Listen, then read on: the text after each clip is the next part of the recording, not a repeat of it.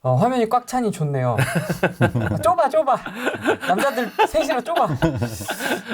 자, 바로 한번 가보겠습니다. 일단 네. 최진권 대표님도 가져오신 기사인데 뭐 네네. 아마 다 이거에 대해서는 고민을 해보셨을 것 같아요. 두 분 다. 그 네. 부동산 분위기가 좀 이렇게 뭐 말들이 많긴 한데 지금 네. 전반적으로 좀 살아나고 있다, 거래량이 좀 늘어나고 있다, 일부 지역은 호가가 많이 오르고 있다, 이제 이런 기사들 많이 있을 거예요. 그래서 이제 많이 고민들 많이 하시고 할 텐데 전반적으로 이제 수도권 같은 경우에도 좀 이제 올라왔다 이런 얘기인 것 같고, 근데 지방 일부 지역들은 좀 많이 힘든 데도 있는데 서울수도권은 좀 많이 좀 올라왔고. 이런 부분에 있어서, 근데 어느 정도 이제 좀 예상을 좀 했던 부분이기도 한데, 네. 근데 이제 아직까지도 이제 좀 말들이 많은데, 결론적으로 말씀드리면 이제 여러분들 가장 고민하고 궁금하시는 게 이게 일시적인 뭐 반등이냐, 또 이제 데드캣 바운스나 이런 얘기 많이 하시잖아요. 네. 근데 사실 우리가 이제 2022년 말에 진짜 저점일 때 잡으신 분들은 한 4, 5억 정도 올랐더라고요. 제가 이제 모니터링 해보니까. 네, 그러면 과연 그때도 데드캣 바운스 얘기 많이 했었잖아요. 근데 그때 잡았던 분들은 이미 이제 4억 정도 시세 차익을 이제 올리신 거거든요, 사실은. 그래서 이게 또 데드캣 바운스냐 또 많이 또 왔다 갔다 하고 긴가민가 하실 것 같은데, 예. 긴가민가. 이 때문에, 예. 이런 거는 지금 전반적으로 저는 이제 데드캣 바운스는 아닌 것 같고, 그 근거 중에 하나가 최근에 주가가 지금 최고점이에요. 네. 근데 항상 주식은 이제 부동산의 선행지표라고 많이 보여지는데, 네. 그렇게 주식도 괜찮고 환율도 좀 안정이 돼가고 있고 수출도 잘 되고 있고, 그래서 금리도 동결이나 인하 쪽으로 가고 있기 때문에 여기서 뭐 더 데드캣 바운스로 가진 않을 것 같고, 여기서 뭐 보합이거나 저는 이제 상승 전환으로 조금씩 전환되고 있고, 제가 이제 예전부터 얘기했던 상저하고로 좀 분위기가 가고 있지 않나 이렇게 좀 보여집니다. 네. 이게 5월하고 6월하고도 조금 분위기가 다른 것 같고요. 네, 맞아요. 이제 또 데드캣 바운스의 진짜 시작이다라고 하시는 분들도 있고, 이게 마지막 최후의 반등이다 하시는 분들도 있고, 네. 웃으면 안 되는데, 네. 뭐 각자 의견은 다 다를 수 있으니까. 네. 대표님은 좀 어떻게 보십니까? 저는 개인적으로 서울의 상급지 중에서도 압구정이나 청담 같은 곳에서는 그 천장이 뚫려 있거든요. 그래서 뚫려 있다. 그 거래가 될 때마다 올라가는 신고가가 되는 양상이 있고, 근데 강남 안에서도 최고 좋은 상급지가 아닌 강남 있잖아요. 뭐 대치라든지 개포라든지 뭐 그런 데는 거기서는 아직까지 신고가가 막 이렇게 뚫어지고 있지는 않아요. 그래서 첫 번째는 이 상급지 중에서도 구분이 되는 부분이 있고, 하급지는 바닥을 조금 다져가지고 올라가려고 하는 어떤 느낌의 거래량이 있고, 그리고 제가 이제 경기도 쪽에 부동산들을 조금 돌아보고 연락을 한번 다 돌려보니까 이제 느낀 게, 경기도 같은 경우는 저번 주까지 거래가 되게 많았어요, 이런 데가 있어요. 근데 금매들 빠지니까 이번 주는 좀 조용해요.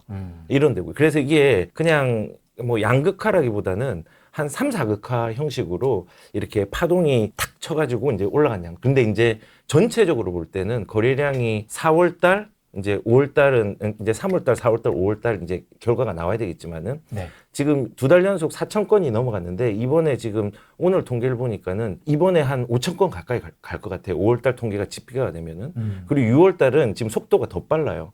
그래서 저는 뭐 한 당분간 3, 4개월 정도는 이 상황들이 조금 이어질 것 같고, 그리고 저는 뭐 데드캣 바운스 이거 주식 용어잖아요, 어떻게 보면은. 근데 그거에 집중하는 것보다 하단이 올라가는 걸 집중해야 돼요. 그러니까는 우리가 상단이 올라갔다 내려갔다 왔다 갔다 하지만요, 하단이 떨어지기도 하고 올라가기도 하면서 그 하단의 끝단에 있는 가격들이 떨어지고 올라갔다가 떨어졌는데, 그게 그 아래의 하단까지 또 안 간다는 거죠. 그래서 이렇게 쭉 가는데 거기에 대해서 정확한 시기를 맞추지 못하지만은 우리가 뭐 실주거로서 아니면 투자로서 조금의 긴 안목을 가지고 간다고 하면은 사실은 지금이 저점이라는 부분들, 그리고 조금 올라가는 기세가 있다는 부분들이 인지가 되고 주택이 없거나 필요한 사람들은 지금을 적극적으로 활용하는 게 맞고, 하반기는 개인적으로 뭐 틀릴 수는 있지만은 지금 양상들이 유지가 될 거라고 생각이 드는데, 다만 하급지들이 이 파동이 상급지는 확실히 퍼질 것 같은데, 하급지는 어디까지 퍼질지는 저도 이제 조금 지켜봐야 되는 상황인 것 같아요. 완전히 전국적으로 2021년처럼 다 퍼질지, 아니면은 이 회복되는 게 조금 가다가 중간에 또 멈추고 쉬고 또 올라갈지는, 그거는 조금 예상하기 어렵지만 좀 지켜봐야 될 것 같아요. 이게 이제 어떤 한 덩어리로 뭉뚱그려서 올라갑니다, 내려갑니다 이거보다는 다극화네 어떻게 보면. 네, 어떻게 보면 다극화가 되어 있어요. 지금. 서울 안에서도 다극화, 네. 경기도 안에서도 다극화. 강남 안에서도 조금의 극화가 좀 되어 있는 부분이 있죠. 아, 사실. 입지별로. 예, 또. 입지별로요. 아, 예. 그럼 대표님은 네네. 어떻게 보세요? 수도권에 네. 한정돼서 이게 상저하고일까 아니면 네네. 지방까지 이게 온기가 좀 퍼져서 같이 갈 수 있을까? 그러니까 제가 이제 조금 요새 계속 말씀드린 게 지방을 좀 안 좋게 보는 이유가 저는 좀 이렇게 그 정책이 가장 크게 있다고 봐요. 그러니까 예를 들어서 지금 이제 조정지역이 이제 강남, 상권을 용산 제하고는 이제 다 서울 수도권이 조정지역에서 풀렸지 않습니까? 네. 그러다 보니까 항상 얘기하지만 이제 2년 보유만 해도 비과세가 되는 거예요. 그러다 보니까 지방이 한 채를 갖고 있을 바에는 비과세는 똑같으니까 그냥 서울이나 수도권 쪽으로 가려고 하는 수요가 계속 있다는 거죠. 그래서 이 정책적으로 이런 게 좀 풀어지지 않는 한 계속 그 격차는 좀 벌어질 것 같고 네. 그 서울 수도권보다 지방과 좀 더 양극화가 좀 심해질 수도 있다. 그래서 요거를 만약에 지방을 좀 살리고자 한다면 계속 얘기하는 거예요. 그러면 이제 그런 제도 같은 거를 규제를 완화를 하거나 이제 아예 조정적을 뭐 해제를 아예 해버려서 그냥 똑같은 성산에 있게 하거나 아니면 뭐 지방에 조금 더 덕승해서 뭐 지역 그 균형 발전식으로 뭔가 좀 지역에 좀 인센티브를 좀 준다거나 최근에 윤석열 정부가 이제 그런 식으로 했던 게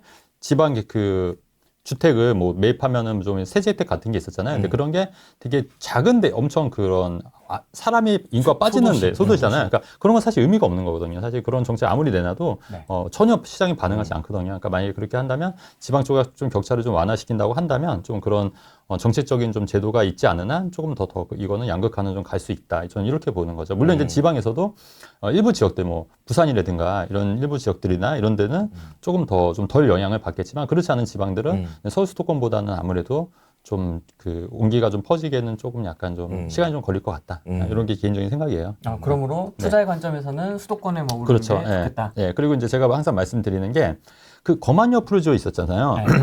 그 최근 한 2억 정도 오는 거 아세요? 아니요. 몰랐죠. 예. 2억이 올랐더라고요. 아니 저도 깜짝 놀랐어요. 그 최근에 그 누가 알려줘서 했어요. 최근에 그게 심지어 마피가 있었거든요. 거만여 프로지오가 마피가 있었었는데. 그 광고했던 거. 네, 맞아요. 맞죠? 네, 맞아요. 그러니까 마피가 있어서 그때 뭐 마피 마이너스 3천에서 막 엄청 그 조롱의 대상이었는데 아, 그렇습니까? 지금 이제 갑자기 보니까 호가 보니까 한 2억 정도에 확 올라버렸다고. 그래서 이제 그런 거 봤을 때 역시 위기가 기회다. 그렇죠. 위기가 뭐 이제 예전에도 보면은 네. 마피였던 게 뭐 송도도 사실은 사람들한테 인기가 없는 시기가 있었고 그렇죠. 뭐 사실 보면 되게 많고 하물며 우리가 2008년도 9년도에 반포자에도 시장이 안 좋으니까 미분양이 나고 그렇죠. 아 제발 이 좀 사주세에서 외국에서 비행기표 끊어가지고 오는 시기도 있었거든요. 그래서 거기서 사달라고 해서 9억 주고 샀는데 사람들이 미쳤다고 했어요. 그렇죠. 근데 그때가 긴가민가 했던 시기였거든요. 유행어 될 것 같은데. 긴가민가. 긴가민가? 근데 그때 긴가민가 할 때 긴가하고 간 사람들은 그때 일시적 고생은 있었지만은 실질적으로 얻는 수익들은 되게 컸던 거죠. 9억짜리 지금 30억, 40억이 됐는데. 타워팰리스도 막 그 울며 겨자 먹기로 막 아, 그렇죠. 맞습니다. 직원들한테 삼성 임원들한테 네. 사기꾼 했다는. 원래 타워팰리스 부지가 삼성 본사가 들어가려고 했는 부지였는데 조금 잘 안 돼서 상업 지역이니까 이 사업성을 극대화시켜야 되잖아요. 그래서 엄청나게 높이 올린 거예요. 근데 그것도 미분양이 됐어요. 그래서 삼성맨들 다 와 있어요. 임원들 전부 다 거기에 사게 해가지고 놓고 이건희 회장도 거기에서 잠시 머물렀었어요. 그래서 이제 그게 타워팰리스가 그때 최고의 이제 주택으로 나중에는 거듭나게 되는 그것도 위기였는데 산 사람은 기회였죠. 그리고 거꾸로 타워팰리스도 34억 하던 게 17억까지 빠진 적이 있었어요. 50%가 빠진 적이 있었어요. 근데 그게 다 회복했잖아요. 그래서 항상 우리는 위기가 있기 때문에 돈을 버는 사람이 있는 거예요. 그쵸. 위기가 있기 때문에 주식도 마찬가지로 매수자와 매도자가 있잖아요. 그게 뭐 어떤 사람이 안 팔면 이게 살 수가 없는 건데 똑같거든요. 어떤 사람은 안 좋은 악수를 선택해가지고 그 악수를 어떤 사람은 기회로 이용하고 이게 계속 반복되니까 시장을 맨날 비관적으로 바라보는 사람들은요 맨날 그 자산에 대해서 실수가 많이 일어나는 부분이 있는 거죠 사실. 그렇죠. 네. 근데 이게 주식은 네. 뭔가 긴가민가 했을 때 딱 사고 나서 오르거나 떨어지거나 이게 굉장히 빨리 돌잖아요. 그쵸, 그래서 이게 좀 뭔가 판단이 빨리 되는데 부동산은 이게 좀 많이 젖어 있는 것 같아요, 지금. 한 1, 2년 동안의 이 긴 침체장을 겪으면서 작년에 조금 오르긴 했습니다만 네. 회복을 하면서 이게 조금 그, 이 네. 생활에 젖어버린 게 아닌가라는 생각도 좀 들어요. 근데 이제 그럼에도 불구하고 최근 1, 2년 안에도 오르는 부동산도 분명히 있거든요. 맞아요. 예, 근데 그런 거는 트렌드가 좀 많이 바뀐 거예요. 그러니까 예전에는 그러니까 전세가, 그러니까 갭 투자 위주로 많이 투자를 하셨으니까 여기 아마 그런 분들은 요번에 이제 그런 신축 위주의 상승을 좀 약간 놓치신 거거든요. 그러다 보니까 그러니까 트렌드가 계속 바뀌고 있는 거를 빨리 캐치를 하시고 그렇게 이제 가야 되는데 예전에 그 전세가 비율만 보고 이제 투자를 하셨던 분들은 계속된 이제 우리 역전세나 이런 게 좀 있다 보니까 굉장히 힘들어하신 분들이 있거든요. 그래서 저는 이제 부동산은 항상 생물 같아요. 그래서 항상 어떤 그런 고전적인 그 투자법이 있는 게 아니라 계속 변한다. 그래서 변하기 때문에 투자자들도 계속 그렇게 이제 카멜레온처럼 변해야지 살아남는 시장이 아닌가. 네, 저는 또 그렇게 보여지는 거죠. 네. 부산 네이티브로서 네. 투자의 관점에서의 네. 수도권과 지방, 네. 뭐 지방도 지금 뭐 일부 도시는 조금씩 온기가 들어가긴 하고 있는 것 같아요. 아주 약하게는. 네, 아주 약하게 들어가긴 한데 아마 체감은 전혀 못할 거예요. 특히 이제 제가 부산이라고 하셔서 네. 그 부산에 관심이 되게 많거든요. 그리고 사람들이 해운대 가면은 다들 와 여기 너무 좋다라고 하시는 분들이 되게 많아요. 해운대 가보셨죠? 좋아요, 좋아요. 좋죠. 살고 싶죠. 최근에 그 어디죠? 두산이구 네. 갔다 왔는데 진짜 사람들이 때깔이 달라요. 때깔. 네, 때깔이 다르죠. 멋있어요. 예, 근데 그 부산 같은 경우 지금 시장이 되게 안 좋거든요. 그러니까 안 좋다는 게 뭐 예를 들어서 재건축의 지표가 되는 아파트가 뭐 동래 로키라든지 수영에 있는 밀락동 현대 아파트라든지 대우 마리나라든지 뭐 그다음 남천 삼익비치라든지 보면은 얘들이 지금 아직까지 길을 못 피고 있어. 오히려 조금 더 떨어졌어요. 우리가 막 올라간다고 할 때 호가들이 조금 더 떨어진 양상이 있단 말이에요. 그 문제들이 있긴 했어요. 럭키는 뭐 동률에 대한 부분이 있고 대우 마리나는 뭐 상가 쪼개기에 대한 분쟁이 있고 삼익도 지금 삼익 비치도 분란이 많고 삼익이 왜 예. 분란이 있죠? 진행이 잘 안 되죠. 관리 처분 이제 단계에서 뭐 지금 이거에 대해서 반대하는 사람이랑 이런 분란들은 늘 일상적으로 있는 분란들이 좀 그래요? 있어요. 삼익 예, 근데 비치도? 그렇죠. 그래서 삼익빛에 사시는 어르신이 야 투자하려면 여기 절대 투자하지 마라 이런 분도 많아요. 예. 근데 저는 거꾸로 어떻게 보냐면요. 이 유행어가 될 수 있을 것 같아요. 긴가민가 긴가민가. 긴가민가 시장이에요. 이거 진짜 유행어가 될 것 같은데 부산이 사람들이 신뢰를 못 하고 있는 거를 이용하는 사람이 오히려 이제 기회를 맞이할 수 있는 거죠, 사실은. 왜냐면은 지금 아까 전에 생명체라고 얘기했잖아요. 생명체. 이게 서울이 움직이는데 서울하고 연결돼 있는 도시들이 있거든요. 서울은 당연히 가까이 있는 수도권이 연결돼 있고 네. 또 시간차를 두고 디커플링이 일어나잖아요.